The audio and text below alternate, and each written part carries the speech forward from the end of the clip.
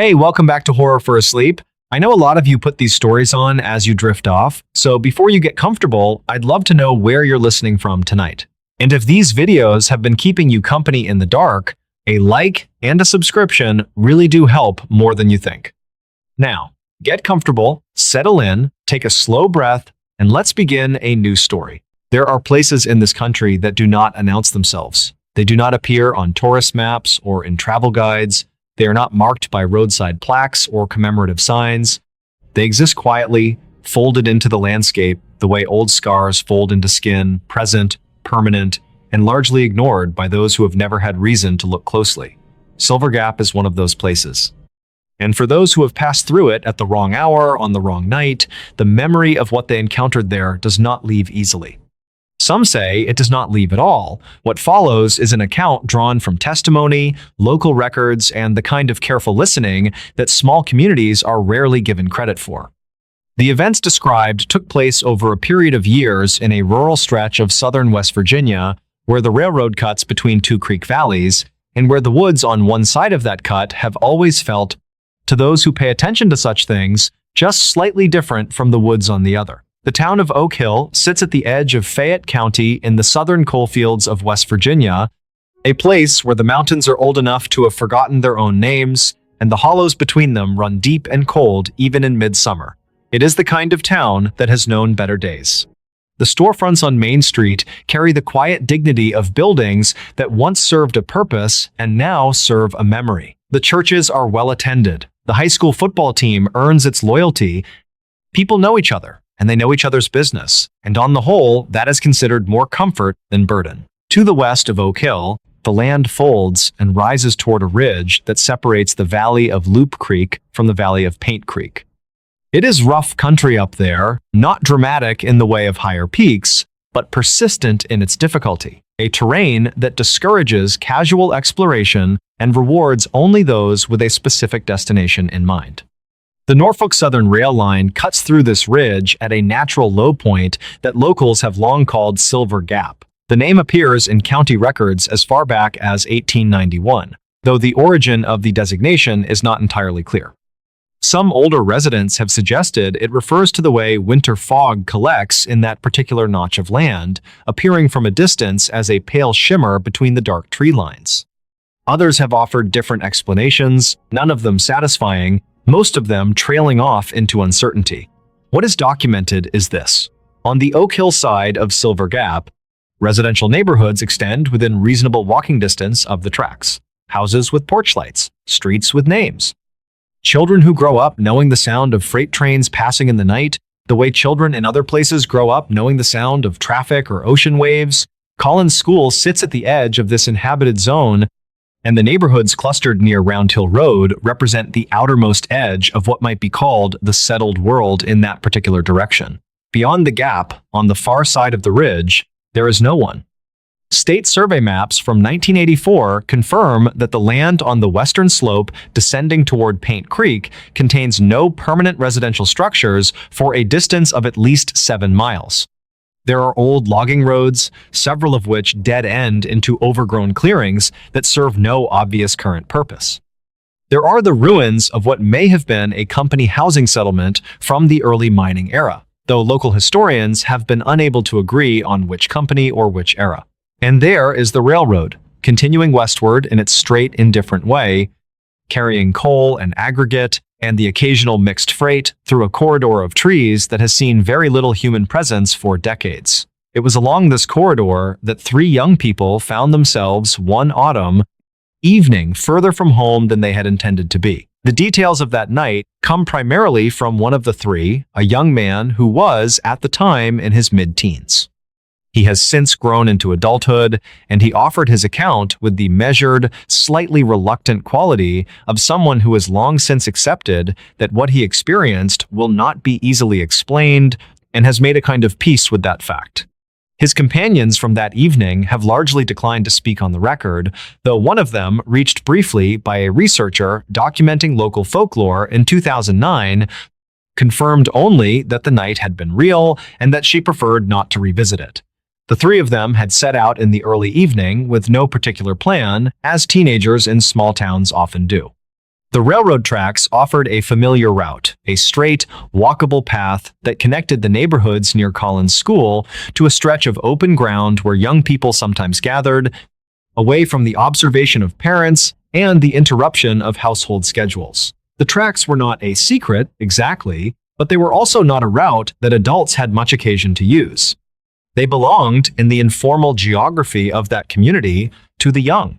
The evening stretched longer than intended, as evenings do. By the time the three of them began making their way back toward Oak Hill, the light had faded to the particular quality that comes in the hour after true sunset, not complete darkness, but a blue-gray dimness in which shapes remain visible and distances become difficult to judge. There was enough ambient light to see the railbed, to pick out the pale stones along the ties, to navigate without stumbling, but not enough to see clearly into the tree line on either side. Dispatch logs from the Fayette County Communications Center show no unusual calls from the area that evening. The night was quiet. No reported accidents, no weather events, no reason for concern. The temperature had dropped into the low 50s, which is unremarkable for that time of year in those mountains. A light wind was noted by a weather station approximately 12 miles to the east, though local conditions in the gap itself are known to differ from regional readings. Given the way the terrain channels and concentrates airflow through that particular notch, the young man's account is consistent across multiple tellings. When they reached the place where the tracks pass through Silver Gap, where the ridge rises on both sides, and the tree line comes close to the ballast on the western edge, he became aware of something in the woods above the track on the right-hand side. He described it, in his original account and in subsequent conversations, as a gray form, approximately the height of a person, standing still among the trees on the bank above the railbed. He was careful, even years later, about what he claimed. He did not say it was a person. He said it was the height and approximate shape of a person standing upright in a place where a person standing upright had no obvious reason to be. It was, he acknowledged, the kind of thing that might have been fog. The gap is known to collect ground-level mist in certain atmospheric conditions. It might have been smoke from some unseen source, or a trick of the remaining light filtering through branches at an angle that produced an illusion of form and verticality. These explanations were offered by the young man himself, not as conclusions, but as possibilities he had considered and could not dismiss and could not confirm. What made it difficult was the stillness. Fog moves, smoke disperses. The gray form did not move. For several minutes, the young man estimated perhaps 3, perhaps 5. He acknowledged that his sense of time that night was unreliable. The three of them stood on the tracks and looked at the shape on the bank, and the shape did not change, did not shift, did not dissipate. It simply remained, at the height of a person, in the trees above them. He remembered, he said, the sound of his own heartbeat during those minutes. He remembered the cold coming up through his shoes from the rail ties. He remembered that none of the three of them spoke. Language had become, in that moment, unnecessary. What needed to be communicated between them was communicated without words, in the shared language of people who have seen the same thing and reached the same uncertain conclusion. Eventually, they moved. There was no plan, no decision made aloud. There was simply a moment when remaining still became less possible than moving forward, and they began to walk, past the form, past the bank where it stood. Past the place in the tree line from which it had not moved, they were perhaps 20 yards beyond it when it came down. That is the only way the young man has ever described it. Not that it walked, not that it descended, that it came down, from the bank to the tracks. The movement, as he experienced it in peripheral vision, and then in the rapid backward glance that followed, was not the movement of a person navigating a slope. It did not pick its way down. It did not slip or stumble. It arrived on the tracks the way a stone arrives at the bottom of a drop, suddenly present in a new position. The intermediate steps, either absent or too fast to register, they ran a short distance, then stopped and looked back. Because the impulse to look back was stronger than the impulse to keep running, and because some part of all three of them needed to know whether the thing was following. It was standing on the tracks, in the place where they had just been. And it was, the young man said, simply standing, not advancing, not retreating, standing the way something stands when it is watching, when it is taking stock, when it is in no particular hurry. Then, slowly, it began to move away from them. Back in the direction from which they had come westward, deeper into the gap, away from the lights of Oak Hill and toward the long, empty miles of the Paint Creek Valley, it moved along the tracks. It grew smaller in the dimness, and then it was gone, swallowed by the darkness at the far end of the gap where the rail line curves slightly and the tree line closes in on both sides. There was a pause. A silence that felt, the young man said, like held breath not his own, but the silence itself, as though the hollow and the trees and the dark between them were all waiting for something. And then came the sound. He has described it multiple times in multiple settings, and his description has never varied in its essential quality. It was the sound of a man crying out in horror. Not pain, he has always been careful to say, not injury, horror. The distinction matters to him, and he has insisted on it each time. There is a sound a person makes when they are hurt, and there is a sound a person makes when they see something that undoes them, and these are not the same sound. What came out of the dark at the western end of Silver Gap was the latter. After that, they ran, all the way back, without stopping, without looking back again, without speaking, until the lights near Round Hill Road came into view and the familiar geometry of streets and houses reassembled itself around them, and they were, once again, in the world they recognized. Investigators never confirmed any incident at Silver Gap on the night in question. The Fayette County Sheriff's Office has no record of a report filed by the three young people or their families. This is not surprising. In rural communities, particularly those in which the railroad corridor carries an informal status as outside the usual zones of adult supervision, unusual experiences along the tracks are rarely reported through official channels. The expectation of being believed is low. The expectation of consequence is high. What is perhaps more notable is that this was not the only account associated with that particular stretch of track. Archived notes from a regional folklore collection compiled in the Exet Taco 1 early 1990s include a brief reference to Silver Gap in the context of what the collector described as persistent local avoidance. The notation is elliptical. As such, notations often are, but it records an interview with an unnamed elderly resident of Oak Hill who stated that people had always known not to walk the gap at night and that this knowledge predated any specific incident she was aware of. It was, she said, simply understood. The way certain pools in a river are understood to be deep without anyone having to measure them. A separate account, collected informally by a local historian in 2003 and preserved in a personal archive that was later donated to the Fayette County Library System, describes an experience from approximately 15 years prior to that collection date, placing it in the late 1980s.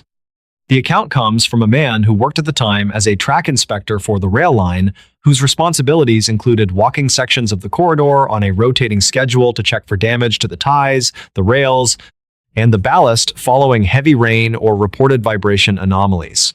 He was, by training and by temperament, a practical man. His account is short and given, according to the historian's notes, with the obvious reluctance of someone who has never quite decided whether to believe his own memory.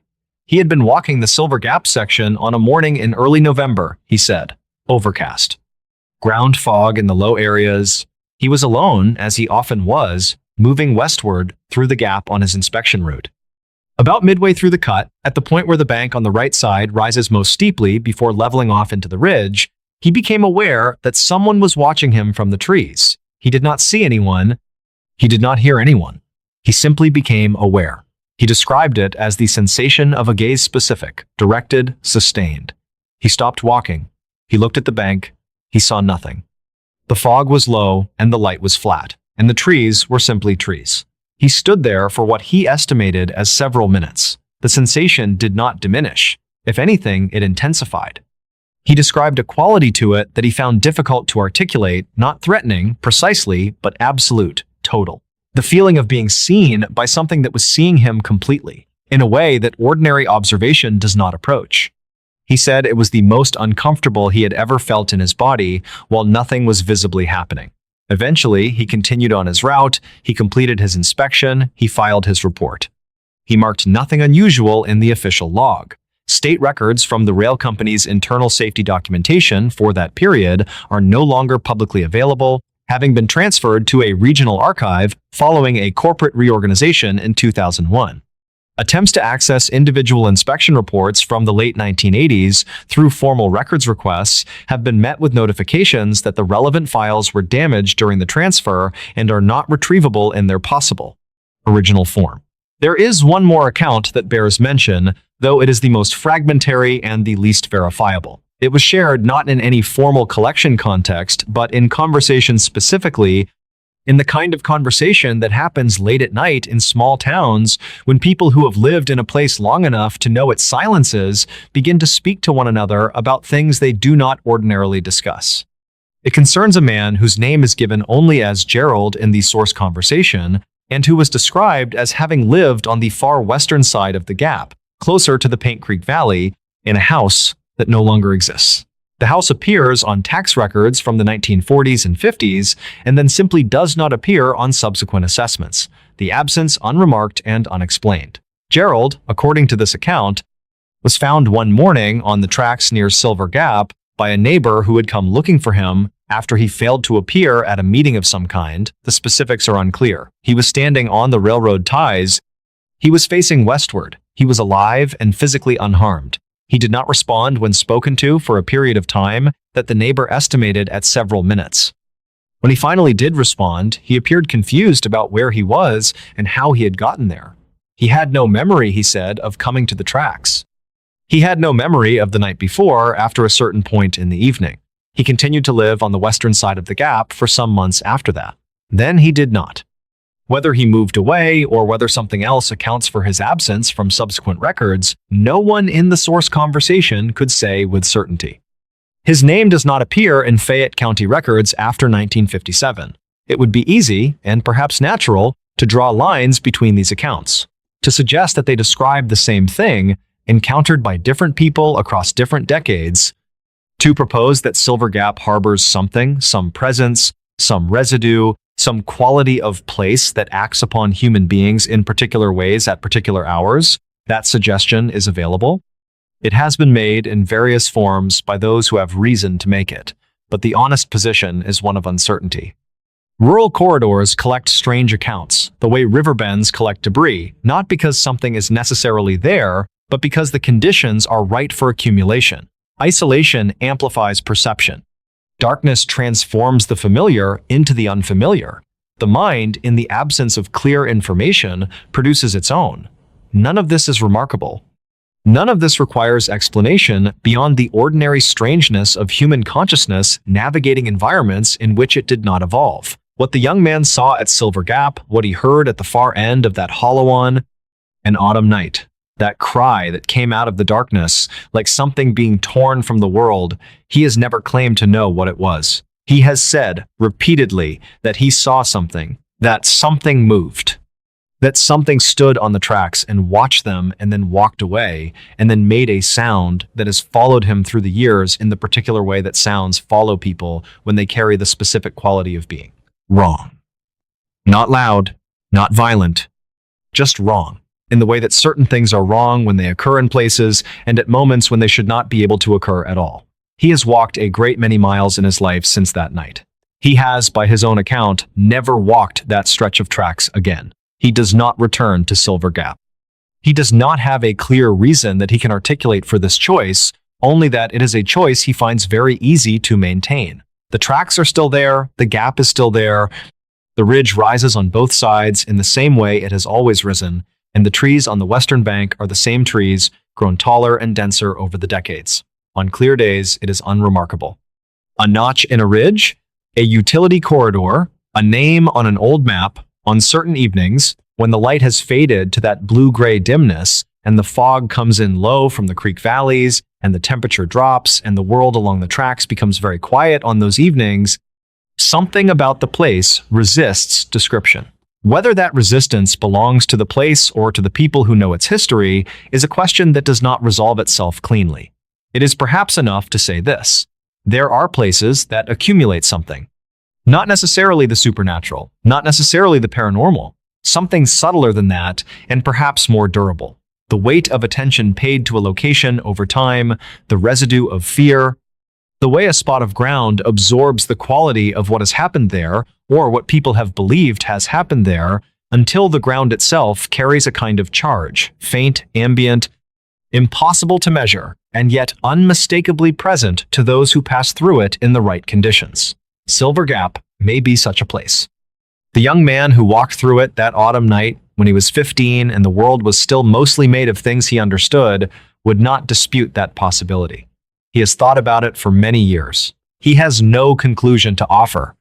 He has only the memory of a gray form standing at the height of a person in the trees above the tracks, and the sound that came after, and the long run home through the dark toward the lights he could see distantly over Round Hill Road.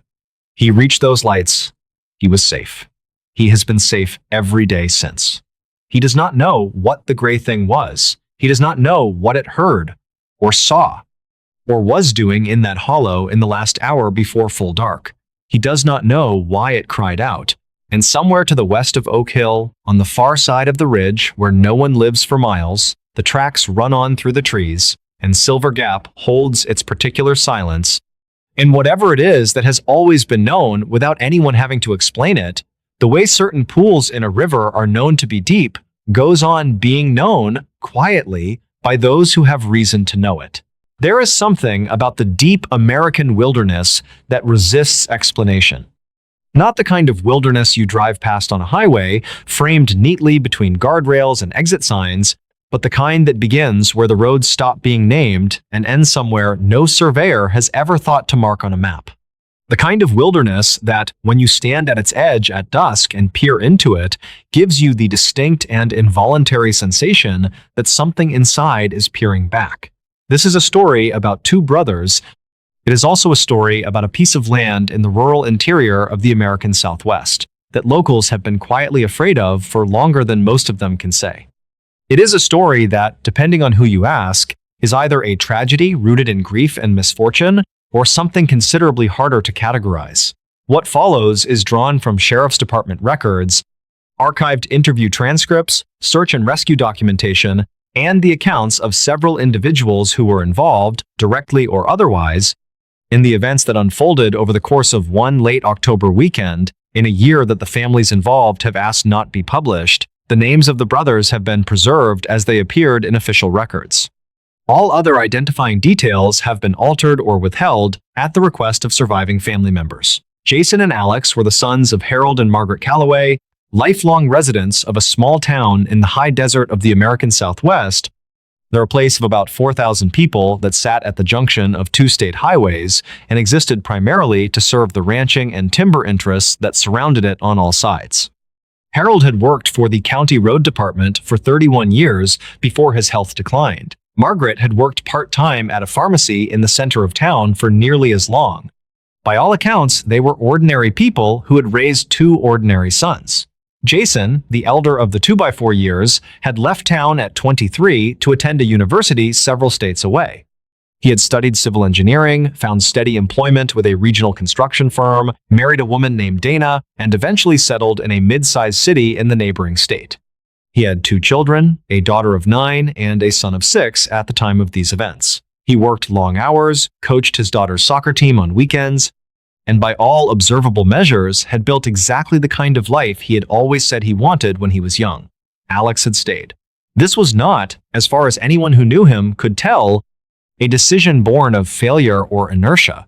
It was simply who Alex was. He was 34 years old, unmarried, and employed as a groundskeeper at a small regional nature preserve about 12 miles outside of town. He was, by the account of his supervisor, one of the most conscientious employees the preserve had ever had. He knew the land.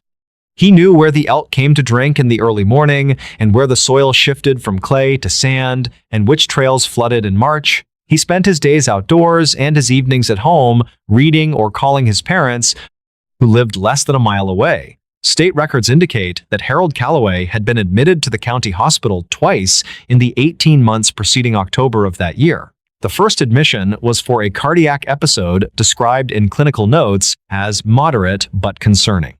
The second, 6 months later, was for a respiratory infection that had complicated his already labored heart function. He had recovered both times, but the family understood, as families in these situations often do, without being told directly, that the window was narrowing.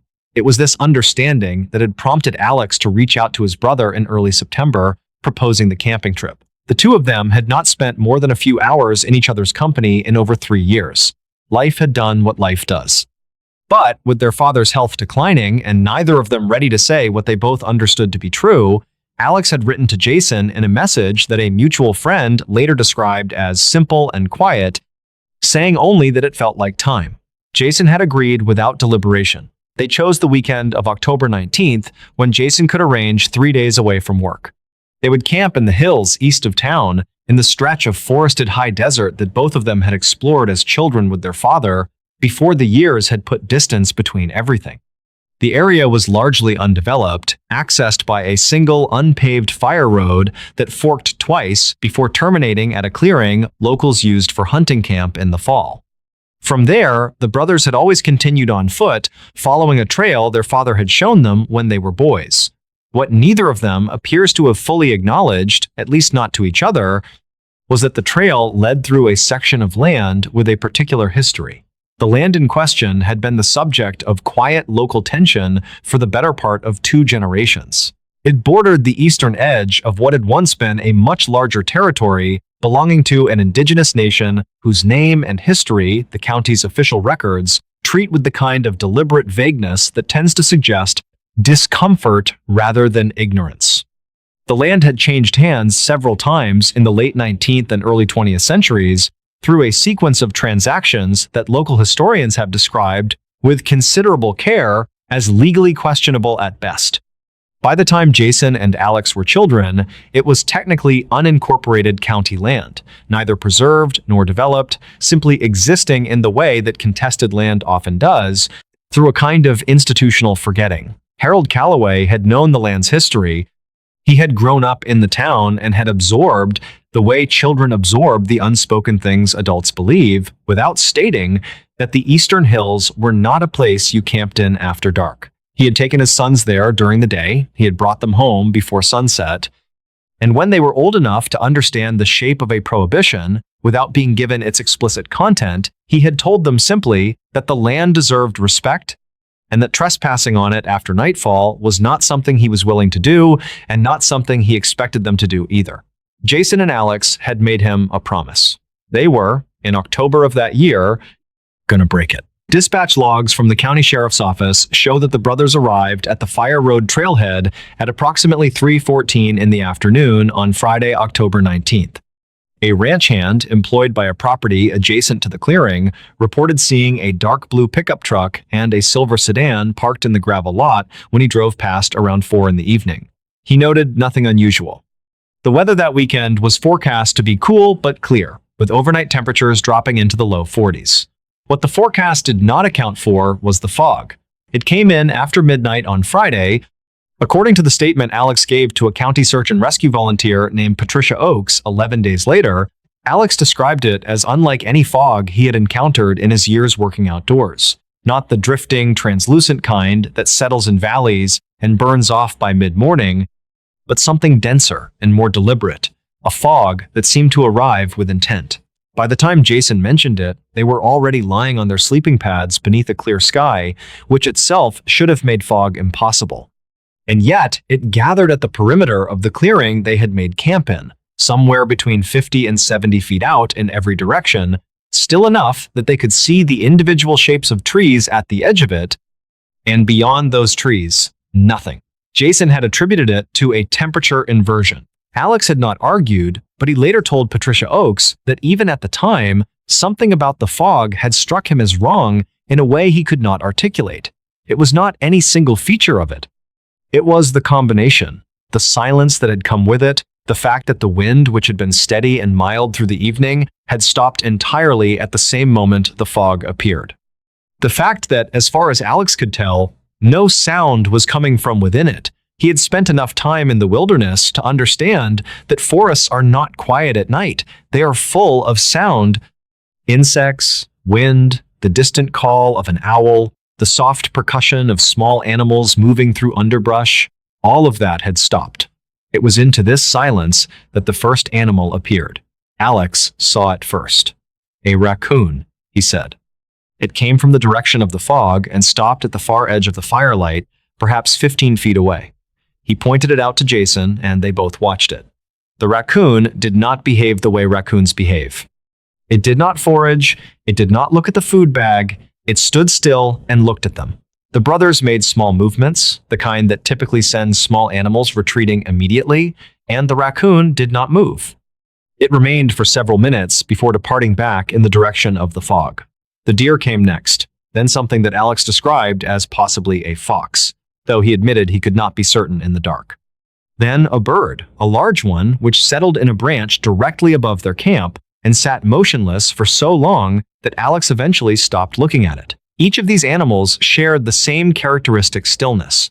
Each of them looked at the brothers with what Alex repeatedly described in his statement and in later conversations as attention, focused, patient, and entirely unnatural attention. Investigators never confirmed whether the sequence of animal appearances was as Alex described. There is no physical evidence to support or contradict his account. What is documented is what came last: the gray wolf. The wolf entered the camp slowly and without the kind of body language that wildlife officials associate with aggression. It did not bare its teeth, it did not growl, it walked toward the brothers at a steady pace and stopped when it was approximately 5 feet from where they sat. Alex, in his statement to Patricia Oakes, described the experience of being looked at by the wolf as something qualitatively different from any animal encounter he had had in his years working outdoors. He used the word recognition. He said the wolf looked at them the way a person looks at someone they know from a long time ago and are deciding whether or not to acknowledge. And then, according to Alex, it stood up. What Alex described in the minutes that followed was, by his own admission, something he has never been able to fully translate into language. He said the wolf stood onto its hind legs. He said the shape of it began to change. He said the sound it made was not the sound of an animal, but something that his body registered before his mind did, a sound that moved through him rather than reaching him from outside. He said Jason grabbed his arm. He said neither of them could speak or move for a period of time he estimated at between 30 seconds and 2 minutes. He said the thing that stood before them at the end of that period was shaped like a man.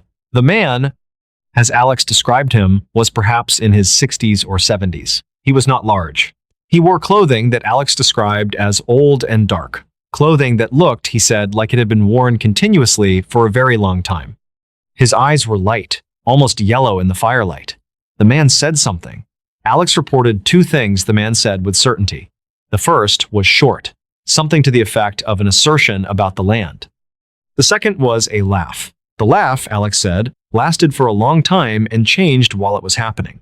He struggled in his statement to explain precisely what he meant by this, and Patricia Oakes, in her notes on the interview, wrote simply, "Subject becomes visibly distressed when asked to clarify." She did not press further. What followed was a period of movement through the forest that Alex could only describe as something between running and dreaming. He said they were aware of being kept from the direction of their vehicles. He said that several times the shape of the man appeared ahead of them rather than behind, which should have been impossible. He said that the sounds coming from within the fog were not sounds he could identify. He said that at some point he was no longer certain which direction they were moving in or how much time had passed. The cabin was not on any map Alex had ever seen of the area. He was familiar with the terrain. He had worked the surrounding preserve land for years. He said he had never known of a structure in that part of the forest. Archive notes from a county land survey conducted in the 1950s reference a small structure described as a hunting outpost at the eastern margin of what was then classified as undeveloped territory. The survey noted the structure was abandoned and in poor condition. No subsequent survey appears to have followed up on this entry. The brothers entered the cabin. Alex's account of what they found inside is not reproduced in full in the official search and rescue documentation. Patricia Oakes noted in her report that she made a determination, based on the condition of the subject and the nature of his disclosures, to record only the general outline of his account and to refer detailed transcription to the County Mental Health Services Coordinator, which she did. What is summarized in the report is this. The interior of the cabin contained the remains of a significant number of animals. There were also, in one of the back rooms, remains that the subject believed to be human. The subject was not able to confirm the number. He reported being in a state of significant psychological distress at the time of entering the room. The man entered the cabin behind them. Alex has never given a full account of what happened after that. He has spoken in fragments to Patricia Oakes, to a mental health counselor, and to one journalist whose account was never published at the family's request. The fragments are consistent with each other in their outlines and inconsistent in their details in the way that traumatic memory often is. He says he lost consciousness at some point. He says he does not know how much time passed. He says he woke outside in daylight near the fire road with no clear memory of how he had gotten there. Jason was not with him. Dispatch logs show that a call came in to the county sheriff's office at 6:42 in the morning on Sunday, October 21st, from a gas station on the highway 8 miles from the Fire Road trailhead. The caller identified himself as Alex Calloway and reported that his brother was missing. He was described by the dispatcher as quiet and coherent, but speaking in a very slow and careful way, as if he was concentrating very hard on each word. Responding deputies found him at the gas station, seated on the curb without shoes. His hands were lacerated. He was wearing only one article of outer clothing, despite overnight temperatures that had dropped to 38 degrees. He was transported to the county hospital. The search for Jason Calloway began that afternoon and continued for 6 days, involving county search and rescue, state park rangers, and eventually a volunteer group from a neighboring county. They searched the hill country east of town systematically. They found the brothers' camp on the second day. They found the fire ring, the sleeping equipment, and Jason's pack. They did not find the cabin Alex had described. They did not find Jason. On the 5th day of the search, a tracker with the volunteer group reported finding a set of footprints at the eastern edge of the search perimeter that he could not account for. He described them in a written note to the search coordinator as belonging to a large barefoot individual. The prints led east, deeper into the hills, and ended without explanation in a shallow dry wash. No further prints were found. Investigators never confirmed the significance of the footprints. The search was officially suspended after 6 days. 11 days after Jason Calloway was reported missing, a security camera at a truck stop 4 states to the east captured footage of a man matching his description, purchasing a bottle of water, and standing at the edge of the parking lot for approximately 7 minutes before walking out of frame. The footage was forwarded to the county sheriff's department and reviewed by Jason's wife Dana, who stated that she believed the man in the footage was her husband, but could not be certain. She noted that his posture was different. She said she could not define the difference precisely, but that something about the way he was standing did not match the way he had stood before.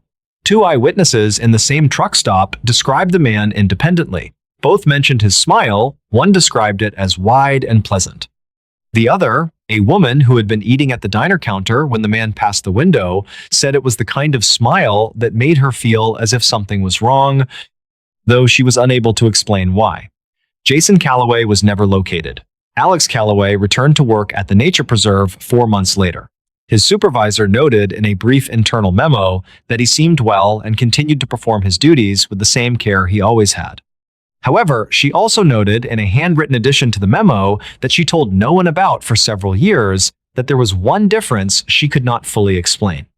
Alex had always had an easy and unremarkable relationship with the animals at the preserve, the kind that develops naturally in someone who spends years working quietly in the same landscape. After his return, animals in the preserve avoided him, not aggressively, not obviously.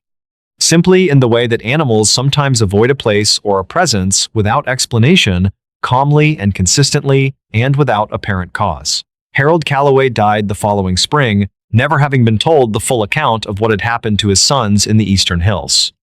He died believing, as his wife had gently allowed him to believe, that Jason had simply gone somewhere for reasons that were not yet understood and might return when he was ready.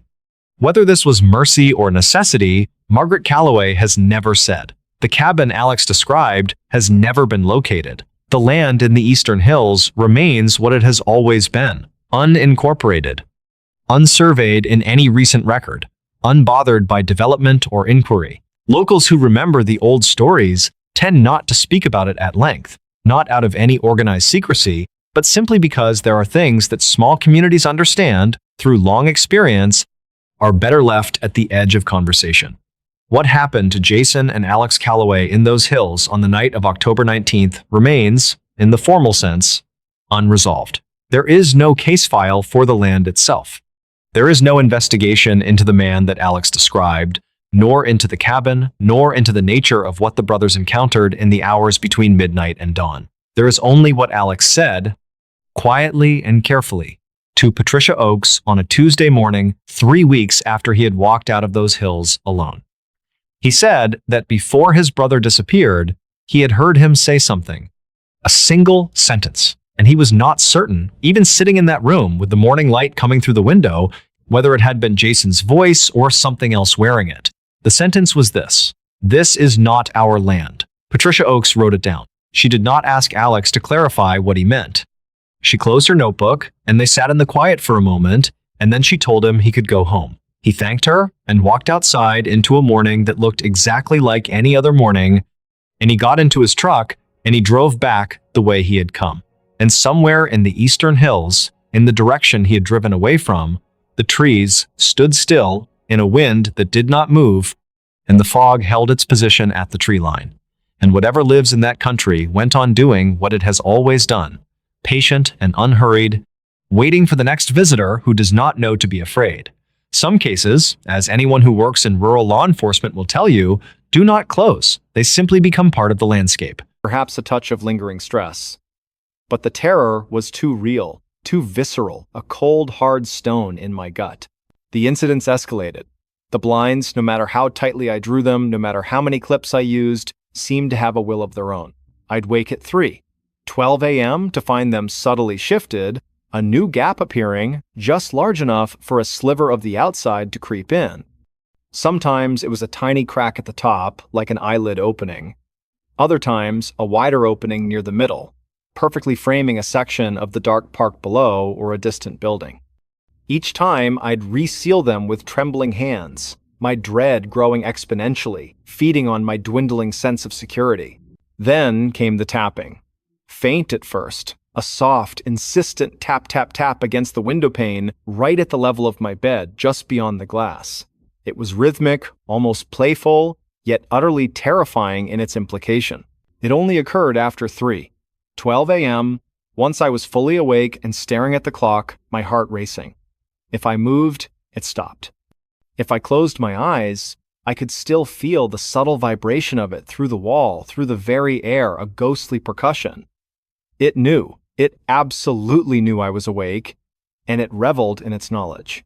I started leaving the lights on, bright, harsh lights that chased away the shadows, but the tapping persisted, a silent defiance of the artificial glare, a high-pitched sound cutting through the electric hum. I'd try to drown it out with music, loud, pulsating beats, but the sound seemed to cut through everything, a high-frequency intrusion into my sanity, a tiny pinprick through the fabric of my reality. My sleep became almost non-existent. My days were a blur of fatigue and anxiety, punctuated by the growing dread of midnight's approach, a countdown to another terrifying encounter. My work began to suffer. My designs lacked inspiration. My focus was shattered. My friends noticed. "Emily, you look terrible," my best friend Sarah said over coffee, her eyes filled with genuine concern. "What's going on?" "You're never like this." I mumbled something about a demanding project, about the city noise, about the pressures of a busy life. How could I explain that my window, my beautiful view, had become a portal for something unnameable, something that was systematically stripping me of my peace, my sanity? One particularly humid Wednesday night, I had taken every precaution. The blinds were triple-checked, taped down at the edges for good measure with industrial-strength tape. Every light in the apartment was on, burning brightly, creating a fortress of artificial illumination. I was trying to work, to distract myself, to prove that I was still in control, but my gaze kept straying to the window, to the impenetrable barrier of the blinds, a wall between me and whatever lurked beyond. Midnight passed. 1 a.m. 2 a.m. A fragile hope began to bloom in my chest, a desperate, foolish whisper of optimism. Maybe tonight. Maybe it would finally stop. Maybe it had given up. Then, at precisely 3:00 a.m., the lights flickered. Not just a dimming, but a rapid, almost frantic strobe, plunging the room into momentary darkness, then harsh light, then darkness again, a chaotic, disorienting dance. My breath caught in my throat, a choked gasp. I stared at the main light switch, expecting it to be faulty, but it was solid, unmoving. The flickering intensified, a chaotic dance that made the shadows writhe, grow, and shrink in terrifying rhythm. My eyes, involuntarily, were drawn back to the window, a magnetic pull I couldn't resist. The blackout blinds, despite being taped, despite every precaution, were now open, not shifted, not askew. They were pulled apart, forming a perfect symmetrical rectangle like a carefully chosen frame, and in that frame, at precisely 3:12 a.m., I saw it. A face. It was pale, almost translucent, luminous against the profound darkness of the park, an impossible beacon of horror. It was elongated, impossibly thin, with hollow, sunken cheeks and a jawline that seemed to stretch unnaturally, dislocated from any human form. The skin was smooth, featureless, like old porcelain, or perhaps the surface of an ancient petrified egg, but for two enormous, perfectly round black eyes that absorbed all light, all hope, all joy. They were unblinking, unfeeling, ancient, an abyss of indifference, and they were fixed directly on me, a gaze that pierced through my very being, stripping me bare. It wasn't outside. Not exactly. It was pressed against the glass, but not on it. It was within the glass, or perhaps the glass itself had become its medium, its terrifying canvas. Its features seemed to ripple and distort with the faint reflections of my brightly lit apartment, the harsh overhead glare illuminating its horrifying stillness, as if it were a part of the window, a terrible, living stain, a malignant growth. And then, as I stared, paralyzed by a terror that stole my very voice, freezing the scream in my throat, its mouth opened. It wasn't a human mouth. It was a perfect, seamless black circle, like a void, a bottomless pit of hunger, and from it, a faint, wet slurp echoed, a sound that seemed to come from inside my own skull, a sound of sickening, insatiable hunger, a sound that promised to consume. I screamed. A raw, guttural sound that tore from my throat, shattering the silence of the night, shattering my own sanity into a million irreparable pieces.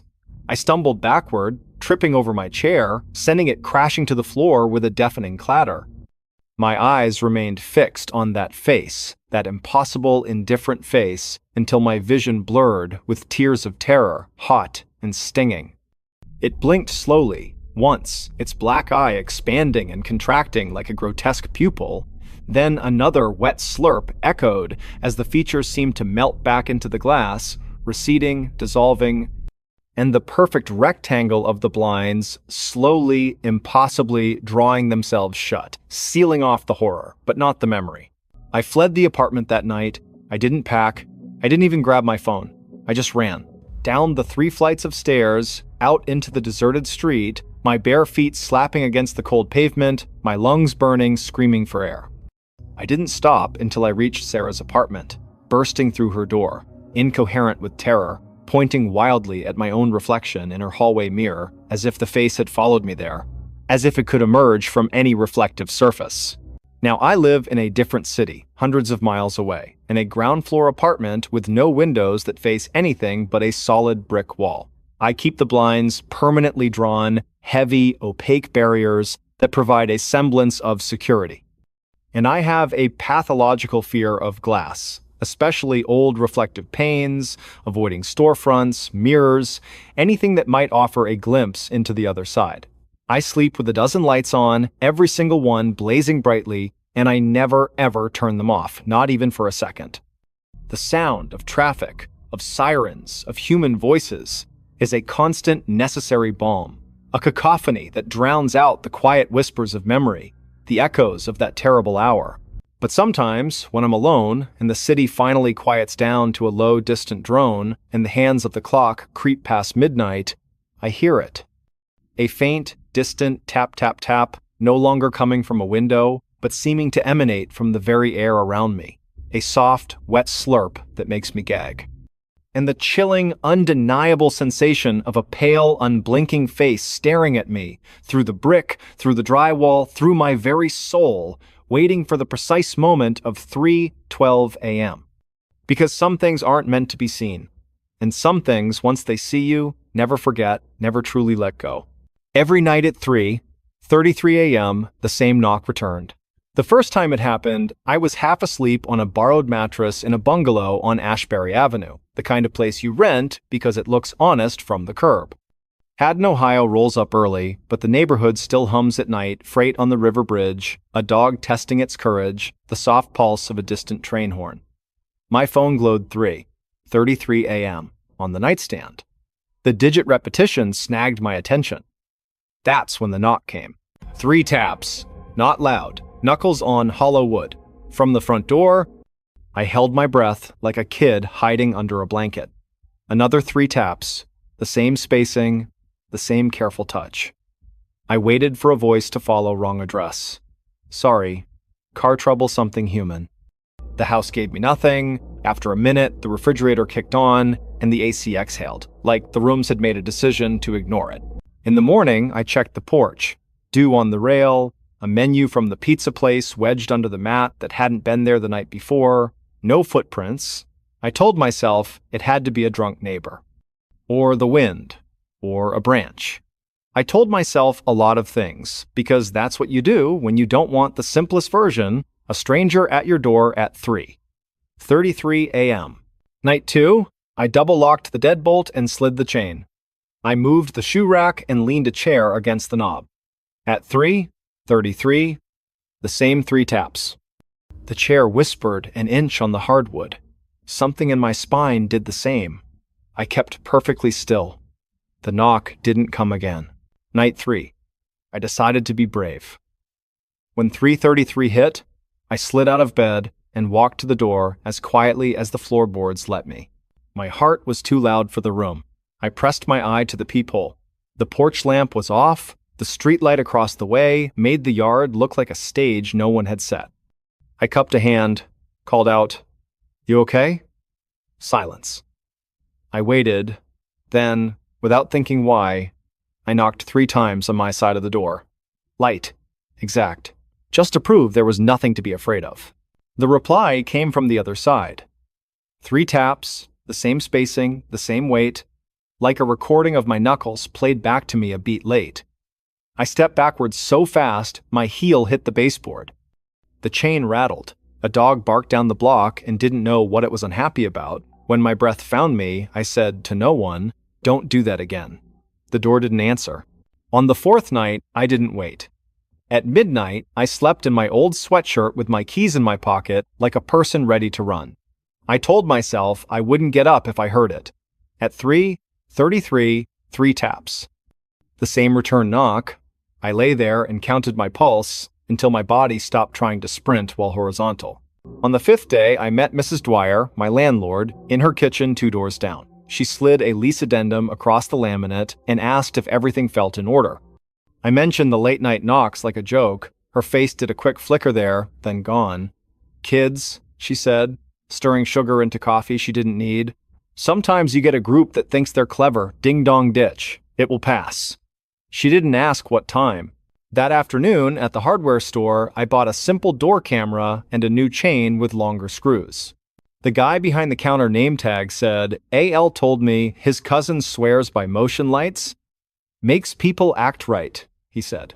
"Or at least go try someone else." I installed the camera before dinner, tested the feed, watched my own porch in grayscale until I felt foolish.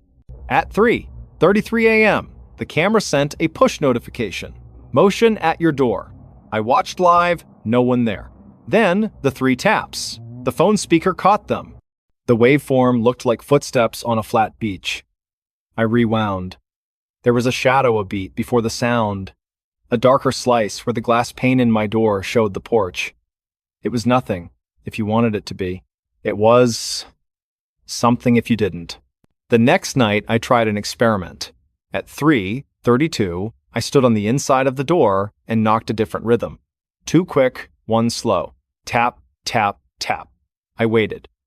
At 3:33, from the other side, came two quick, one slow. Tap, tap, tap. The same weight, the same distance between taps. Not imitation, reflection. Like my door had turned into a surface that throws back whatever it's given, a little later, from a place that doesn't belong to here. I told Maya about it at the diner on East Ferry, where I pick up the lunch shift. She listened with that tilted head she uses on sad regulars and unreliable exes. "You're gonna tell me you've been sleeping," she said, and smiled without humor. "Or you're gonna tell me hadn't got interesting." I showed her the push notifications. 3:33 exactly, 3 nights in a row, the little camera icon stamped like a dare. She handed the phone back and said, "Nobody believes witching hour stories. They believe patterns." On night 8, the knocks didn't come from the front door. They came from the bedroom closet. 3:33 lit the screen on my phone. I was already awake, eyes on the numbers. From the closet, 3 taps. Knuckles on hollow wood. Not the frame, the hollow inside. I sat up too fast. The room teetered politely and righted itself. The closet door was closed. The light under the door, none. The smell in the room changed. Old linen, cold iron. I said no, in a voice so dry it could have been a page. The knock didn't repeat. I got up and dragged the dresser across the floor until it pressed into the closet trim and scolded the legs with a wobble. I didn't sleep again. The next morning, I found an access panel behind a loose baseboard in the hall, the thin, square paint applied like the memory of a color. It had been there the whole time. I pried it with a butter knife and felt tiny splinters argue with my fingers. Inside the wall was a shallow pocket of dust and old air and a folded envelope. The paper was soft as cloth. My name wasn't on it. The handwriting was all angles, written with a pen that had wanted to be sharper. If you knock, it will knock back. If you answer, it learns you. Do not return what it gives you. We tried everything. Moving, ignoring, praying. It knows 3:33 because we taught it. If you must hear it, let it be the last time. Under the note was a Polaroid of my front door from years ago. Same glass, same porch rail. The timestamp was just the month and day, but the shadow in the glass was familiar. A darker slice where something stood that refused to register as a person. I stopped knocking back. Night 9, 3:30, 3 taps at the front door. I lay frozen. No reply. Night 10, 3 taps at the bedroom window. The shade breathed in and out like a sleeping animal. I did not move. Night 11, 3 taps at the bathroom door. I was awake, sitting on the edge of the tub because the hot water and the white tile felt like control. The knock came as if my house had learned which room held my attention and decided that mattered. I whispered, "You don't live here," and immediately felt ridiculous and immediately felt less alone. On night 12, I lost my temper. My father says stubbornness is a family hobby. At 3:33, when the knocks came from the hall closet, 3 taps, precise like good punctuation, I opened the door. I don't have a better explanation than this. The dark inside seemed deeper than what a closet can hold. The air was colder by a degree you could feel on your teeth. I said, "I'm not playing with you," and shut it gently, firmly. The 3rd tap landed as the latch seated on my side. Like a hand had finished the gesture for me. My stomach did a small, slow roll. After that, the knocks spread. Not louder, not faster, just more patient. The kitchen wall by the table, the headboard, the floor near the bed. Always 3. Always 3:33. If I fell asleep on the couch, they came from the firebox. If I stayed up in the kitchen, the pantry door breathed and then remembered not to. I stopped telling people. When you talk about a thing, you feed the part of it that wants your mouth. Mrs. Dwyer texted me one afternoon asking if everything was still settled. The word choice made me feel like a lake. I wrote back, "All good," then typed, "Did the last tenant knock?" then deleted it. Later, in the yard, she mentioned a man named Holland who had lived there decades earlier. "He worked nights at the river plant," she said, tying up tomato vines with her bracelets chiming. Wrote notes to himself, the kind of man who keeps a schedule like a religion. After he passed, the house still felt timely. That makes sense? I said yes because I didn't know what else to do. I put down rugs, I added a second chain, I wedged felt between hinge and jamb so the doors would have to commit to moving.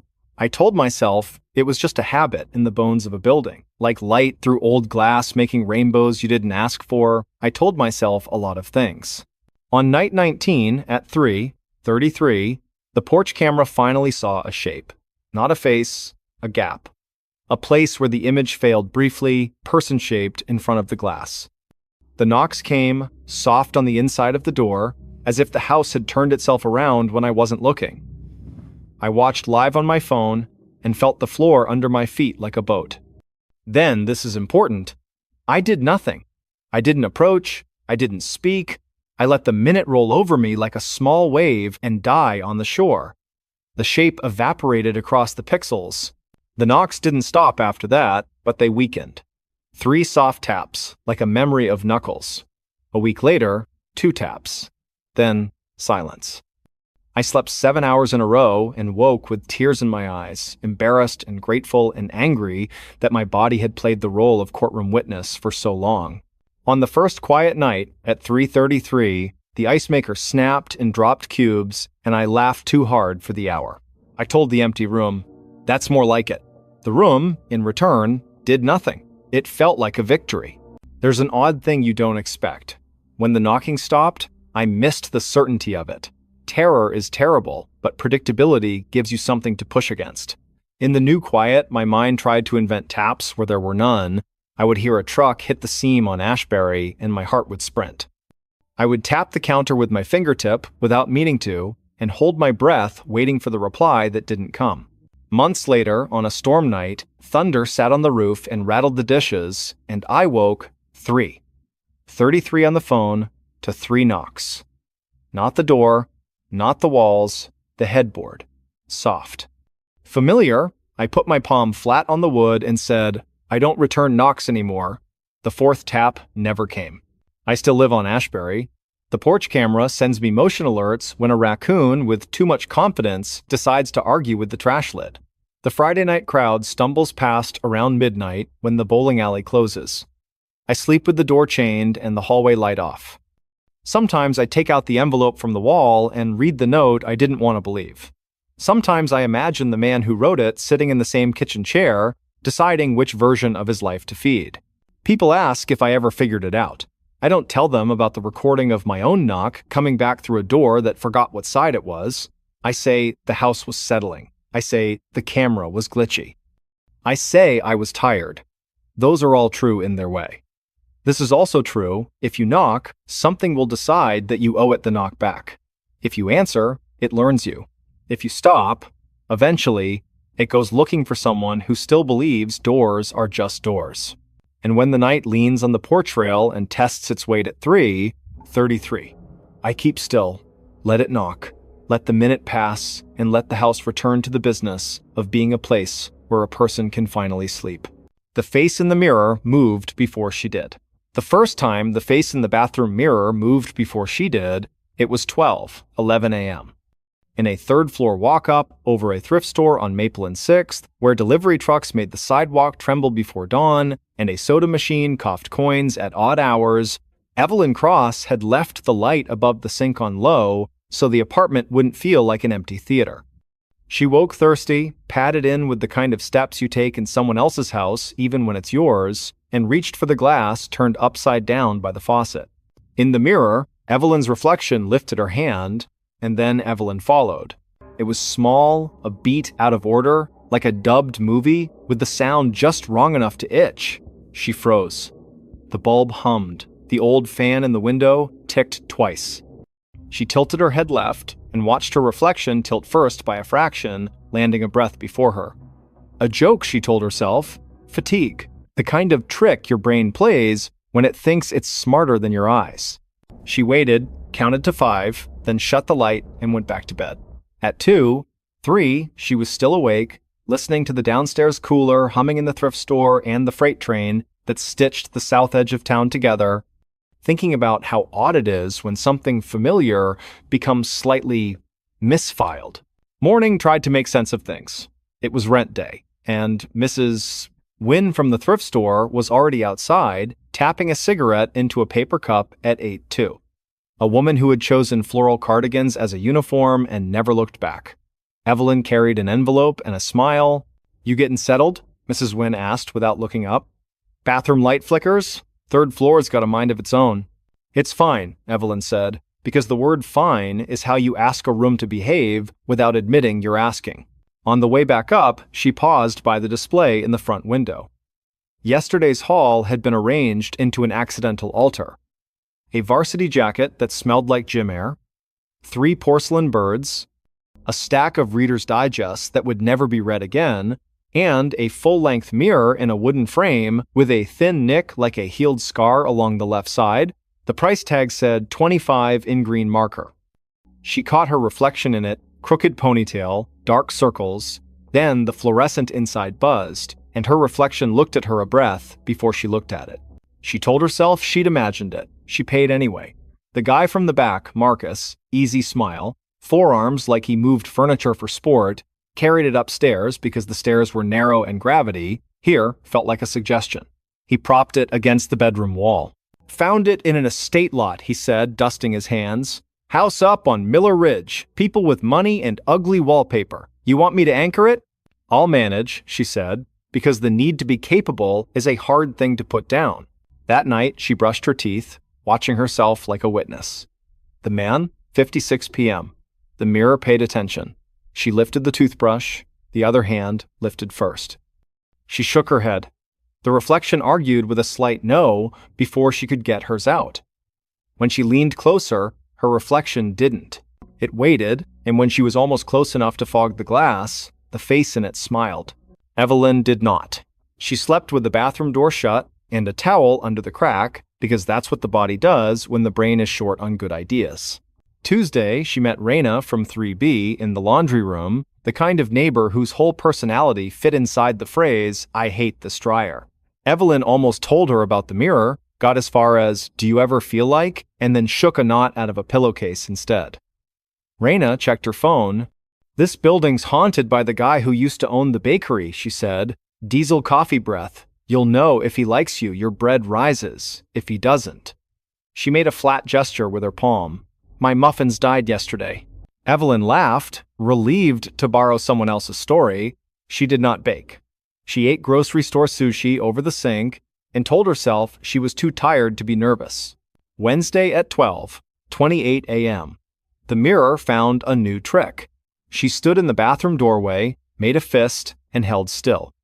In the glass, her reflection opened its hand, and then Evelyn's fingers followed, obedient as a student. She tried to catch it by being quick. A snap, a clap, a sudden lean. The figure in the mirror anticipated each move by the smallest breath, an unsteady metronome that thought she wouldn't notice. She took a photo on her phone. The image looked normal, as if photographs were loyal and mirrors were not. She turned on the shower and watched steam climb the corners of the glass. When she wiped a circle with her palm, the reflection wiped clean a beat before she did. Then impossible letters formed in the fog from the mirror side, someone else's finger dragging through condensation with a slow deliberateness that made her stomach drop. "Don't turn off the light." She left the bathroom light on and did not sleep. Thursday, she pulled the mirror off the bedroom wall, turned it face down on a blanket, and went to work at the community clinic where she filed forms for people who never got a straight answer anywhere else. She told herself she was silly. She told herself she was fine. She told herself she would take the mirror back to the thrift store and get her 25 and buy groceries with it. After dinner, she propped it up again because something in her needed to see what it would do. At 1:17 a.m., sitting on the edge of the bed, she raised her right hand. The glass raised its right hand first. She said hello to an empty room and heard from behind the glass the faintest exhale, like someone on the other side had tried to say it with her and missed the timing. At 2, 3, the fluorescent in the bathroom buzzed and stuttered out. Darkness poured across the tiles. In the mirror, only in the mirror, the bathroom stayed lit. Her reflection stood under a light that didn't exist. Eyes wide, mouth shaping a word. Not help, not run. Something longer. Then the bulb flared back, and the image snapped into sync, like nothing had been caged behind the glass at all. Friday was delivery day at the thrift store. Evelyn went down to ask Mrs. Wynne where the estate came from, as if anyone ever gets an answer that makes them happy. That mirror? Mrs. Wynne squinted at a clipboard. Miller Ridge lot, like Marcus said. Older couple, daughter in from Phoenix, sold the whole house in 2 days. The woman, what was her name? She wasn't well. She tapped the paper as if it would remember for her. They had mirrored closets everywhere. Gave me the creeps. Evelyn found Marcus unpacking lamps from a banana box. The mirror? Anything weird when you brought it up? Weird, like it was heavy, he said, smiling. I don't look at mirrors at night. Bad policy. Why? No reason. She lied. That night, she placed a strip of blue painter's tape across the edge of the mirror and the wall half on glass, half on paint. If the mirror slid, the tape would tear. At 12:41 a.m., the tape tore in a perfect line. The mirror hadn't moved. Her reflection raised a hand. Evelyn didn't. She angled her phone toward the glass and switched to video. The screen showed her face, and, one breath before it, another. She backed away, heart pounding in the way that belongs to children and certain animals. The recording captured a tiny flicker at the corner of the frame, as if a shoulder had leaned out and leaned back, and when she played it again in the morning, the flicker was gone, as if the file had adopted the store policy of not looking at mirrors at night. Saturday, she bought a new bulb for the bathroom, a heavy frosted globe that promised calm. She bought batteries for the flashlight because she wanted to be the kind of person who owned batteries. She bought command strips and anchored the mirror so it would not be tempted by movement. At 11:58, she texted her mother and deleted, "I think something is wrong," and typed, "love you" instead. At 1:03, the building settled. At 1:11, a truck on 6th took the light too fast and made the window shade thrum. At 1:27, the mirror's face broke into a smile that did not reach the eyes, and Evelyn's mouth stayed still. The person in the glass lifted a finger and slowly, gently made the shape of a no. Evelyn turned her head, because if someone tells you not to look, you look. Behind her, in the dark of the doorway, something stood just outside the bathroom's bloom of light. Tall enough to own the top half of the frame, still enough to be an idea. She didn't scream because her scream was a small animal that had hidden in her ribs and wouldn't be coaxed out. She stared at the mirror instead. Her reflection stared back. The shape in the doorway did not step forward. When the clock slid over to 1:30, the hallway remembered itself, just scuffed paint, the taste of dust, a shadow that knew how to behave. "Don't turn off the light," the mirror had told her. She left it on. Sunday, she stayed out late at a diner on Pine Street where the coffee tastes like hope and the pancakes are a little too sweet. The late shift server knew her name without asking and refilled her cup without comment. Outside, the crosswalk button stuck on walk, and the street sounded like a weather report for tires. When she climbed the stairs, the building felt like a person who'd been holding a breath and let it out when they heard her at the door. She brushed her teeth with the light on. She held up her left hand, then her right. In the mirror, the motion came first, like a teacher with a lesson, and then hers trailed, learning. She pulled a stool from the kitchen and sat in front of the mirror with a notebook and wrote down times like she was a scientist and not someone trying to convince herself she could be believed. 12, 7 reflection leads by a beat. 1, 27 doorframe shadow. 2, 3 bathroom bulb lies. 2, 44 silence like a thought. She wrote until the letters stopped looking like English. At 3:12, the face in the mirror mouthed her name. It was clear this time. Evelyn. She drew closer.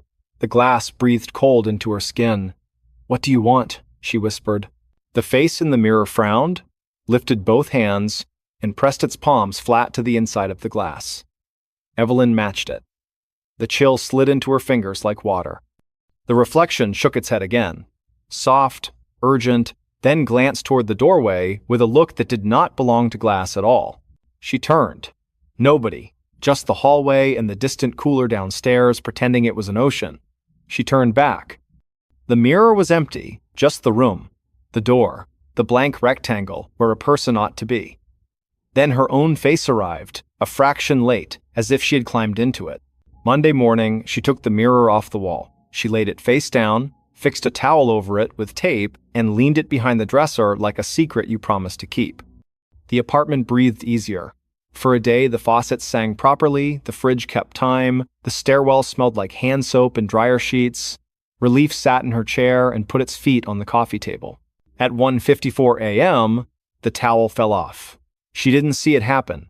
She woke because the room had changed temperature, and that's a thing bodies notice after enough nights.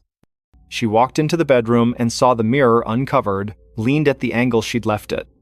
In it, only in it, the bathroom light was on. She did what the fog letters had told her. Do not turn off the light. She turned it on in the actual bathroom, and the mirror's image synced obediently. She brought the stool back and sat. "Who are you?" she asked, feeling ridiculous and also like she owed someone the question, "What are you?" The face in the mirror looked like hers and did not. The left eyebrow held a thin, pale mark that hadn't been on her face the last time she checked. The hair fell in the same clumsy ponytail, but with one strand tucked behind an ear in a way she never did. The reflection's mouth shaped a word again. This time, she understood it. Stay. From what? She asked, voice too loud, as if tone could be a lock. The mirror glanced not at the doorway this time, but at the dark square of the hallway where her front door sat. 3 beats later, someone knocked.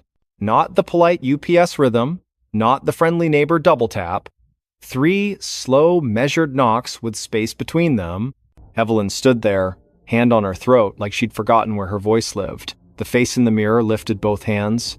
Again, don't, and Evelyn did not move. The knocking came again. 3 times, then stopped. Under the door, a shadow lengthened, stood, turned, and went. In the morning, Mrs. Wynne mentioned it while counting the till. We had a break-in on 8th last week. Guy tested doors till he found one stupid enough. You keep your chain on, sweetheart. I do, Evelyn said. She did. Now she did. She started leaving the bathroom light on at night. The bill went up. She didn't care. She slept better when the mirror could keep its end of whatever bargain had been offered. She rearranged her room so the mirror faced the hall and angled so she could see the front door's edge in the glass if she needed to. She started setting the chain even when she went down to toss trash and back. Little rules, little lines you don't cross. 2 quiet nights, then the mirror grew impatient with quiet. At 12:23, the reflection lifted its hands and spelled something in the fog that wasn't there. She had to stand on tiptoe to see.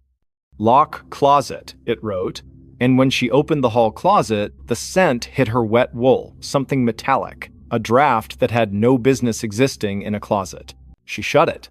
She pushed a chair under the handle. The chair vibrated once and stopped, like an idea someone had decided against. She hung a little brass bell from a nail above the frame, so the air would have to ask permission. By Thursday, Evelyn had almost forgiven the mirror for being what it was. She left the light on, set her phone on the dresser, and fell asleep at 10:41, like regular people in regular apartments. At 1:08, she woke to the sound of her name spoken by her own voice from the bathroom doorway. She looked at the mirror. The reflection looked back and did not move its mouth. The voice came again, her voice closer, just to the left of the frame. Evelyn didn't turn. The reflection lifted its hands to the glass, pleading, and shook its head no, no, no, with the determination of someone who has lost an argument before and intends not to lose it again. The voice faded. A car outside found a gear. The building remembered how to be a building. The next afternoon, she went back to the thrift store with the mirror in mind and asked Marcus what the Miller Ridge house had been like, because sometimes you want a floor plan for your fear. He shrugged. Clean, cold, a lot of mirrors. They said the lady sang to them at night. The daughter said it made her dad nuts, like she wasn't singing to him. Did the lady Evelyn stopped, not sure what she was planning to ask? Did anything happen there? Nothing the papers wanted, Marcus said. That's the worst kind. On her way back upstairs, she detoured. Curiosity came dressed as caution. She drove to Miller Ridge, where the houses sit back from the road as if money had taught them posture. The one from the lot was easy to spot fresh paint trying to forget old wallpaper. A for sale sign leaned in the yard like it had nowhere else to be. A contractor's van idled in the drive. Through the window, she saw a room with an oriental rug like the one she'd glimpsed in the glass, and a wall where a mirror had once been the rectangle of cleaner paint, the only proof. She didn't knock. She stood on the sidewalk and listened. No singing, only a leaf blower somewhere behind the pines and the vague electric hum of places that have been emptied and are trying not to echo. On the curb, someone had left a box marked linens. She didn't touch it. She went home. Friday, 3 a.m. The mirror broke its own rule. The reflection moved late. Evelyn lifted her hand and the glass followed, slow, as if the person in it were tired or sad. She felt something like grief in the room and had no idea whose it was. She pressed her palm to the glass. The mirror palm met it. The cold was not as sharp. Then the bulb blew with the sound of a soft snap, and the bathroom went black. The mirror showed the room still lit. In the impossible light, the reflection turned its head toward the doorway, slow as a clock. A figure crossed behind Evelyn in the mirror, tall, wrong-proportioned, as if someone had folded a person and smoothed them back out. The reflection did not scream. It did not run. It stepped forward in the frame so that it filled the glass, blocking the view of the doorway, and shook its head hard enough to scatter the hair from the ponytail. Evelyn did not move. She could smell wool and cold pennies. She counted because sometimes counting is what you have left. At 30, the bulb above the sink flickered to life with a guilty glow. The doorway was empty. The hall, a hall. The next day, Evelyn bought a pack of bulbs, 3 more chains, and a small hammer. She added a chain to the closet door because absurdity had become a kind of professionalism. She hammered the nail for the bell deeper so the building would have to work to lie. She brought the mirror closer to the bathroom so the 2 rectangles of light could talk to each other if they needed to. That night, the mirror's face looked wrecked, in the way faces do when they've done too much of whatever they are for the day. Evelyn stepped close enough to see the freckles she always pretended she didn't have. "You saved me," she whispered, feeling foolish and also correct. The reflection blinked first for the first time. It lifted a hand, palm out, goodbye or wait, she couldn't tell. Then it mouthed one more word. Trade. The apartment seemed to tilt, just a little. Evelyn did not say yes. She did not say no. She sat down on the bath mat and leaned her back against the vanity and waited to see if the word would grow teeth. Midnight turned into 12. 9. The mirror breathed. She did not. At 2:45 an hour that had never meant anything and now meant everything, the building made a sound like a book closing. The reflection placed both palms on the glass. Evelyn placed hers there, too. The chill traveled into her arms, not mean, just thorough. She saw, in the smallest flash, the kind a person might deny later, another room on the other side. Not her bathroom. Not any bathroom she knew. A different angle on the same sink. A towel folded carefully in a way she never folded. The sense of singing left in the air like perfume long after the person has walked out. Trade, the mouth said again. Softer. Then a shake of the head. Then, please. Evelyn pulled her hands back. No, she said, surprised at the strength in it. You don't get me. You get witness. She touched the glass again. Lighter now, like someone calming a scared animal. I'll look. I won't look away. The face in the mirror closed its eyes for a moment, as if that had been the permission it needed. From the hall, 3 slow knocks came and went, without stopping at her door. The bell on the nail did not ring. The closet chain did not lift. The bulb above the sink held steady with the dignity of a job done well. She slept eventually. Morning made coffee taste like coffee and not medicine. She bought flowers from the cart on Fife and put them in a jar on the back of the toilet because rooms like offerings. She cleaned the mirror with vinegar and newsprint like her grandmother had taught her and said out loud, "Thank you," to whichever direction deserved it. Days layered. She learned the building's honest sounds, again, the radiator's click, the stare that complains, the mail slot's little gasp at 11, 6. She learned which trucks on 6th are harmless and which ones make the glass think about shivering. She started sleeping with the chain set and the bathroom light low, like a night watchman's lantern. She left a note for herself taped inside the cabinet door. Count to 30 before you move. It looks silly in daylight. At night, it looks like protocol. Sometimes, now, she wakes at 12, 11 and lifts her hand and the mirror lifts first, just a little. Sometimes, at 1:27, a shadow thinks about being a person in the doorway and changes its mind. When the freight train takes the curve too fast, the bell on the nail rings, one bright note, then calms. On the worst nights, when the knock comes and her name is said in her own voice from a mouth that is not hers, she looks at the mirror and the mirror shakes its head, no, and she laughs quiet, breath only, grateful in a way that makes the room warmer. People ask her sometimes why she keeps the mirror. She says it's antique, she says it's sentimental. She does not say it's a companion who moves first when she needs it to.